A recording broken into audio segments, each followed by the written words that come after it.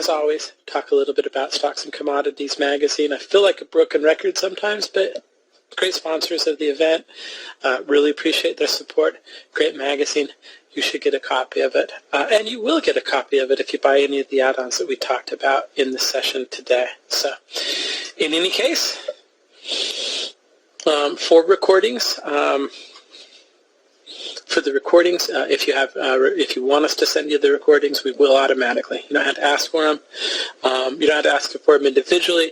We'll probably have them on Wednesday or Thursday of next week. It is a lot of audio and video for our web team to process and convert and get up to YouTube. But as soon as they're available, I'll let you know. So, in any case, let's talk about the next presenter, Chuck Hughes. Chuck Hughes is somebody that I've actually seen his brokerage statements on more than one occasion. He's a great trader. And, he has a very specific methodology for trading the markets. I forgot sharing my screen here. But he also has pretty good backstory as well. So I keep doing that. Hold on just a second. He was, I ask a question in a lot of the in-person classes that we do, what's the best occupation for a trader? And the answer to that is actually airline pilot, and Chuck Hughes is an airline pilot. He was an airline pilot for a number of years.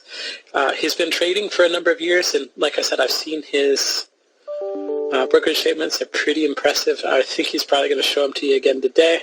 But he's a great technician. I really like his methodologies. You're in for a real treat with this one. So, Chuck, let's go ahead and get your microphone turned on. Make sure we can hear you. I'm going to turn the presentation controls over to you. Okay, can you hear me, Jeff? You sound great. Okay. All right, good. I'm going to try to set up my slides here. Just let me know when you can see it.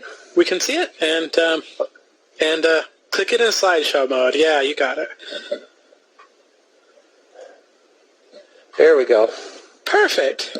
Well, I feel like I stumbled a little bit on your introduction, Chuck. I'll be honest about it. What specifically would you like to tell us about yourself? Oh, okay. I was an Air Force pilot and then an airline pilot, and on my layovers I studied trading, and when I was home, in between my trips I would trade, and I just developed a real passion for it, and I've been trading for 31 years now. Awesome. Well, we're running about 2 or 3 minutes late, which is no big deal. I'm going to let you get started, though. I'm just going to get out of the way.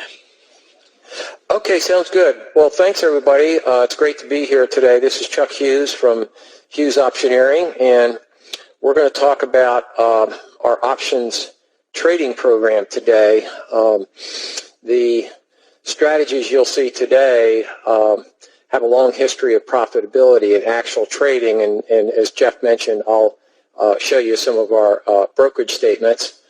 And we're going to talk about our trade selection process today for options. We call it Prime Trade Select, and pretty simple steps. It's a simple trend following system. There is a Metastock module available for Prime Trade Select, so you can screen stocks and select options on stocks that qualify as a buy for Prime Trade Select. And we have 3 easy steps that go into Prime Trade Select, and we've been using it for many years. And then I'll answer some questions at the end if we have time. I'm also going to show you, I looked at our brokerage statements yesterday, and over the past year we had $1,351,000 in closed trade profits. So I'll run through those real quick, and that just shows you our actual option trades. This slide says 2 years, but this was only over the past year. So we'll take a look at that. And just as a little background, the optioneering team has over 60 years of combined trading experience, and we started teaching our strategies to other traders 21 years ago. I started out with a $4,600 trading account. That was 31 years ago, and my tax returns show that those first 2 years that I traded, I had $460,000 in profits trading options. So started out with a $4,600 account, had $460,000 in profits, which was more than I made the previous 6 years as an airline pilot. So I was on my way there. The optioneering team has received a total of 13 World Trading Championship trophies, including 8 first place, 4 second place, and a third place. I've won the trading contest 8 times, which is more than any other trader. The contest is it's a real contest, and the results are audited before being posted on the sponsor's website. So last year, I took first place with a 309% return, and the year before I had a 339% real-time return, showing, trading the strategies that I'm going to show you today. So I'm not trying to brag. I just want you to know that these strategies work in real time. So let's look at the first part of Prime Trade Select, and that's selecting an option trade. And we use a simple 50 and 100-day EMA system to determine the price trend of a stock. Then we select a low-risk entry point for our option using the Keltner channels. And once we decide that we're going to buy a call option, then we use what we call the 1% rule to select the option strike price. As you know, that there can be thousands of different strike prices. So we have a simple rule of thumb for selecting the strike price, and we've had a lot of success with it. And then part 2 is the trade management. We use a simple 30% stop loss when we trade options, and we just exit if we're wrong. If we have a 30% loss in our option trade. Then we have what we call the 30% rule for protecting profits. And what we do is anytime we have a profit in an option, we create a spread, and this helps protect the profits. And this has worked out very well over the years because a lot of times we'll have a winning trade and we'll create the spread, and then the stock goes down, and it would have been a losing trade, but it turns out to be a winning trade because we had the spread on. And then we roll over our options at expiration if the stock is still on a Prime Trade Select buy signal and if the trade is profitable. And all our trades are longer term. They're usually we go out 1 to 2 to 3 months, so no need to watch the market closely. We just look at our positions once a day, and if we're getting near a stop loss, we'll just exit. And if we have a profit, then we'll create a spread. So no need to watch the markets closely with our trading. Like I say, it's longer term.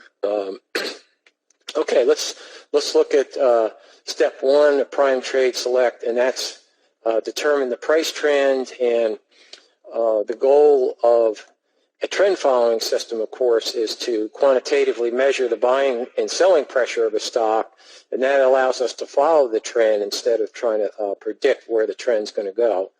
And we've been using this successfully for more than 30 years. In our trend following system, it worked well during the 2002 and 2008 bear markets, and we were heavily short the markets. And we had really good years those years with our short positions. So we also use it to select short trades. Right now, the market's in a general price uptrend, so we have long positions now, but we will switch to trading short positions if the major trend in the markets goes down. So we trade from both sides. Right now, the examples I'll show you today are long trades. And we have very simple rules with our trend following system. If the 50-day exponential moving average line is above the 100-day EMA, then that stock is on a buy signal. And if the 50-day EMA is below the 100-day EMA, then that stock is on a sell signal. And we purchase stocks or call options on stocks that are on a buy signal, and we purchase inverse ETFs or put options on stocks that are on a sell signal. So again, the trend following works in both bull and bear markets. So let's look at an option trade we made using Prime Trade Select. This is for Cigna, the health insurance company, and this is a daily price chart of Cigna, and these red and green vertical lines represent the daily price movement of Cigna, and this blue line is the 50-day exponential moving average. The red line is the 100-day exponential moving average. You can see back in September, the blue line crossed above the red line. So whenever the blue line's above the red line, then that stock's on a buy signal. So we can see right here it went on a buy signal, and as long as the blue line is above the red line, then that stock remains on a buy signal. Here's an example of a sell signal. This is for the China equity ETF, and I forget the FXI, I think the symbol is for that.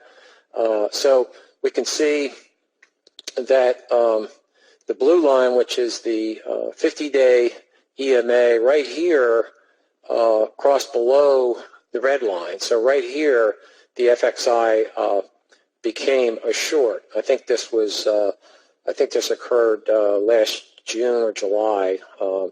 The FXI went on a sell signal. So as long as the 50-day EMA is below the 100-day EMA, then that stock or ETF remains on a sell signal. So pretty simple trend following system.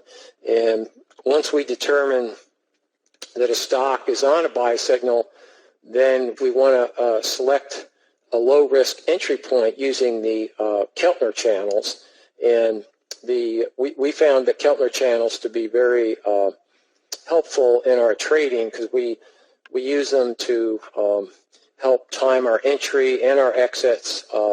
They also provide what we call high probability buy and sell signals, and they can also be used to help select option strike prices. And we like to just focus on the stocks that have a repetitive and predictive price pattern rather than volatile stocks that have no clear trend. So if you just look at these Keltner channels, you can pick out these stocks. So here's an example of the Keltner channels, and this is the daily price chart for Home Depot stock. The red and black lines are the daily price movement of Home Depot, and then overlaid are the Keltner channels. This is the upper Keltner channel here, this blue line, and the middle Keltner channel is this dotted line in the middle right here, and then we have the lower Keltner channel. And the Keltner channels act as an overbought, oversold indicator. They're very similar to the Bollinger Bands, and what we do is we just monitor the stock price in relation to these Keltner channels, and when a stock is trading up near the upper Keltner channel or even above it, then the stock is getting overbought. And then usually what happens when it's trading near this upper channel, it's getting overbought, it usually retraces back down to the middle channel or the lower channel, and that's when we want to enter after the stock has retraced a little bit. We don't want to buy it when it's trading up near this upper channel or if it's trading above it. So we can see right here for Home Depot stock, it got up near the upper channel, became overbought, then sold off, became oversold when it came down to the lower channel, and then rallied after that oversold condition, became overbought again, sold off, and then became oversold and rallied. So you can see that it follows this pattern. When it gets overbought, it retraces, and then rallies, overbought, retraces, rally, overbought, retraces, rally. So we like to pick our entry point when it's near this middle channel or lower channel, and I'll show you some actual trades that we took using the Keltner channel. So the idea here is you don't want to buy when it's trading near the upper channel. Here's an example of an actual trade we took recently. This was for the XLP, the consumer staples, and this is the daily price movement here, daily price bars of the XLP, the upper Keltner channel, middle, and lower. And we waited until it retraced towards the middle channel here, and then we went ahead and bought the 45 strike call and paid $6.50 for the 45 strike call. And then after our entry, you can see that the XLP continued to rally. Here's another example. This is for Amazon. Again, on a pretty strong uptrend here. And the question is, if you want to participate in this uptrend, where do you take your entry? So that's where the Keltner channels come in handy. So we can see that a strong price uptrend, and we waited until it got right here and went ahead and bought the 330 strike call right here. And then we can see after we got that entry point, then Amazon stock rallied. So that allowed a low-risk entry. Here's another example of a trade we took for Starbucks. And again, Starbucks on a very strong price uptrend, the chart going from lower left to upper right. And the question is, where do you jump in if you want to participate? So we waited till Starbucks retraced here, and then we bought the 40 strike call right in here, paid $13.75 for that call option. So again, the stock after our entry rallied, and the Keltner channels allowed us to get low risk entries in these examples.